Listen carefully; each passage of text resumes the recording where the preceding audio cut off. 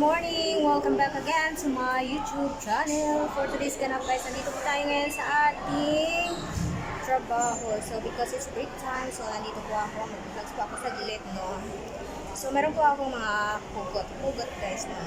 So sa pagiging vloggers, hindi talaga madali sa buhay na isang vloggers, no? Lalo na kasi hindi tayo marunong ng gumawa ng mga gagandang content. So sa pagbabloggs natin ay hindi natin maiwasan na magkaroon tayo ng dismaya sa mga kaibigan, mga kakilala, kamag-anak natin.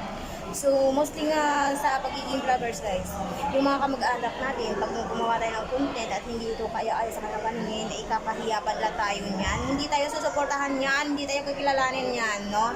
At saka lalo na sa mga malapit natin kaibigan, hindi yan susuportahan. Saan kayo makakakuha ng suporta guys? Doon sa mga malalayo, yung mga kakilala. Yung minsan nga yung mga sumusuporta sa atin, yung mga kapwa natin, mga content creator, na nagsasimula pa lang, no? Nagsisimula pa lang mga maliliit sa content creator, no? Tsaka, wag nating hayaan damdamin yung mga ganun guys. Natural lang talaga yan, normal lang talaga yun.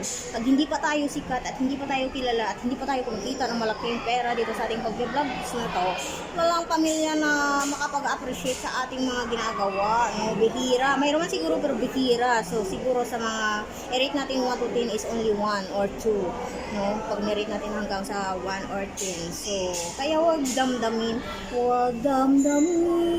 ang kasawian. O diba, ganun lang yun guys.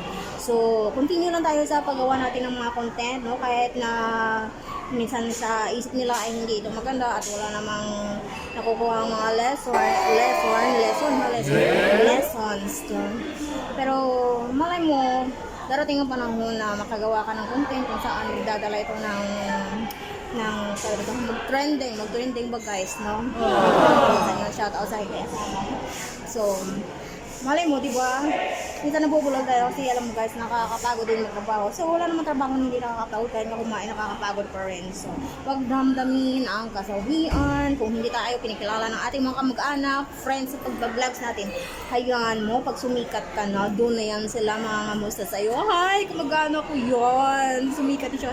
Yung vlogger na yan na sumikat ngayon, kamag-anak ko yan. Ang iba naman sasabihin lang, ay, kaibigan ko yan, close kami yan. Uy, kapitbahay ko yan, kilala ko yan. So, diba? Doon na nila ma-appreciate at makilala. So, sila na mismo yung magsasabi, I'm so proud of you. So, diba? Ganun talaga ang sad reality sa buhay ng tao. Kaya yun lang po ngayon, guys. So, ang Christmas natin nandito na sa noo kasi medyo wala pa ang ating noo.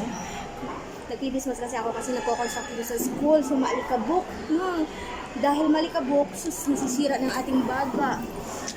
Inuubo-ubo na tayo. Kaya kailangan natin mag-protection sa ating sarili para hindi magkasakit kasi ang ating puhunan ay sa ating katawan lamang, no? Bilang isang solo mama, mahirap magkasakit. Pero sa totoo lang guys, nagkakasakit din kami minsan sa trabaho. Pero pinipilit na namin na magtrabaho dahil kaya pa naman tumayo, no? Umiinom na tayo ng gamot para hindi tayo masobrahan, hindi tayo ma-knockdown sa banig. Kaya sa awa ng Diyos, thanks God, kasi nakakapagtrabaho pa rin tayo kahit masama ang pakiramdam, no?